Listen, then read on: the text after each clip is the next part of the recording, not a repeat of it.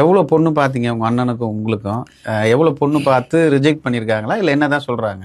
அண்ணன் வந்து 5 வருஷமா பார்க்குறாருண்ண பொண்ணு. ம். அவருக்கும் அமையல. நான் ஒரு 3 வருஷமா பார்க்குறேன். ம். எனக்கும் அமையல. பொண்ணு கேட்குற போனாலே அவங்க என்ன சொல்றாங்க, "நீங்க என்ன பண்றீங்கன்னு?" கேட்குறாங்க. "நான் ஆட்டோ ஓட்டுறேன், கார்பெண்டர் வேலை செய்வேங்கன்னேன்." "இல்லைங்க, என் பொண்ணு வந்து படிச்சிருக்காங்க, டிகிரி முடிச்சிருக்காங்க.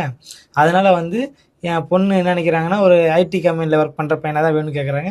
இல்லை பேங்க்கில் மேனேஜரா இந்த மாதிரி கேட்குறாங்க. இல்லை கவர்மெண்ட் உத்தியோகத்தில் இருக்கீங்களான்னு கேட்குறாங்க. ம். அந்த மாதிரி தான் பெண் வீட்டார் கேட்குறாங்க.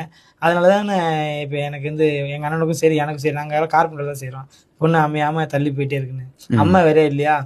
அம்மா இல்லாத காரணத்தினால அப்பா வந்து போய் பொண்ணு கேட்க போறாரு பொண்ணு வீட்டில். அவங்க சொல்கிறது என்ன வார்த்தைன்னா, ரொம்ப கஷ்டமாக இருக்கும் கேட்கும்போது. ம். "ஏப்பா உங்கள் வீட்டில் வந்து ஒரு பொண்ணு கூட இல்லை, 3 ஆம்பளைங்களா இருக்கீங்க. ம். என் பொண்ணை நான் கட்டி கொடுக்குறேன் என் மாப்பிள்ளைக்கு. என் மாப்பிள்ளை வெளியே போகும்போது நீங்கள் ஏதாவது என் பொண்ணை தவறாக நடந்துக்கிட்டீங்கன்னா ம்.